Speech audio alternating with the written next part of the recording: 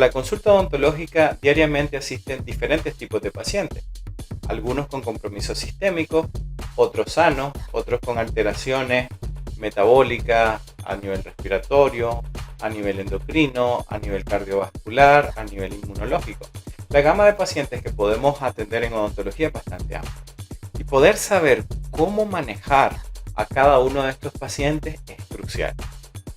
Hoy vamos a hablar acerca del paciente diabético. Hay mucha información, hay muchos videos que se viralizan sobre cuál es el anestésico que se debe usar en el paciente diabético, qué se debe hacer, qué no se debe hacer.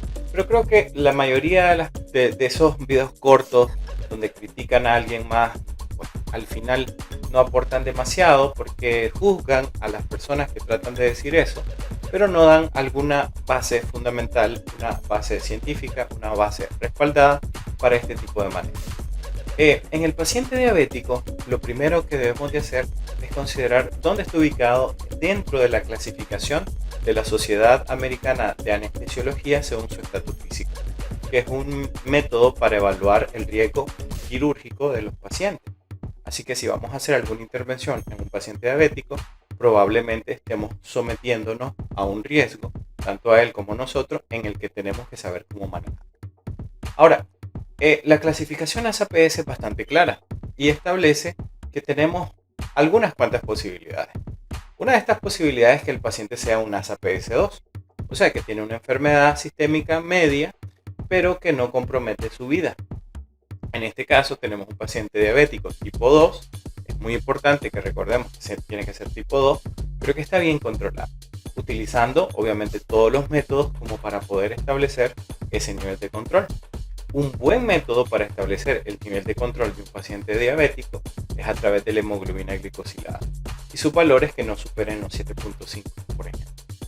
Ahora, otro aspecto importante es que si nosotros tenemos un paciente diabético tipo 1, aunque esté bien controlado, este estará en un nivel de riesgo mayor, estará en ASAPS3. ¿Y qué es lo que sucede? ¿Qué pasa cuando tengo un paciente diabético tipo 2 no controlado? ¿Qué pasa cuando tengo un diabético tipo 1 no controlado? Estos avanzan en la categoría de riesgo, se vuelven pacientes con un nivel de riesgo mayor para ser atendidos, de tal manera que la ASAPS2, que sería el diabético tipo 2 controlado, pasaría a 3 y el paciente diabético tipo 1 no controlado pasaría a 4. Si nosotros nos vamos a la categoría de ASAPS, vamos a encontrar que los pacientes diabéticos tipo 2 controlados se le puede hacer cualquier procedimiento odontológico, o sea, se puede hacer algo electivo, pero hay que considerar algunas modificaciones al tratamiento. Los pacientes ASAPS3 sí se le puede realizar tratamientos electivos, pero tenemos que hacer serias consideraciones sobre las complicaciones que se pueden generar.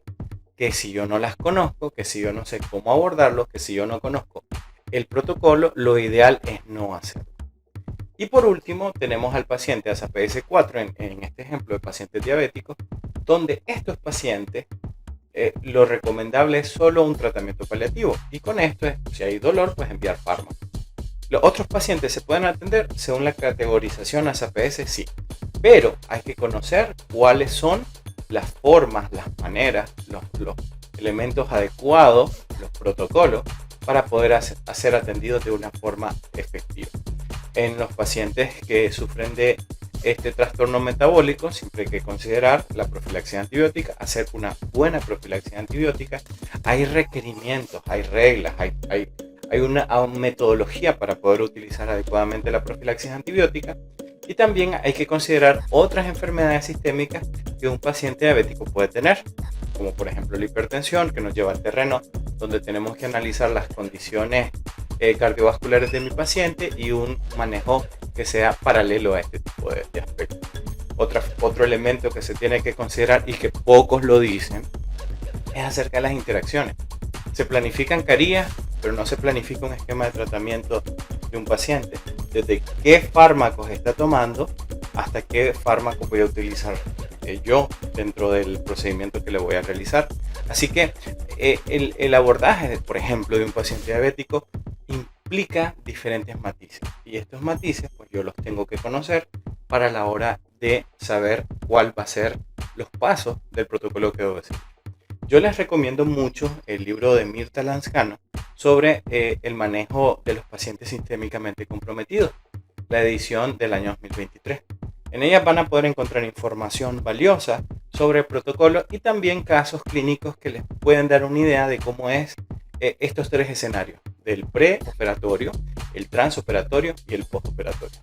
Entonces recuerden, siempre que vayamos a atender a un paciente, por ejemplo un paciente diabético, tenemos que hacer una clasificación del nivel de riesgo, tener las herramientas para poder clasificarlo adecuadamente y seguir los protocolos según donde esté ubicado.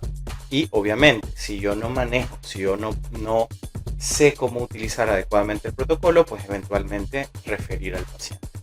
Así que recuerden, la odontología es más que dientes.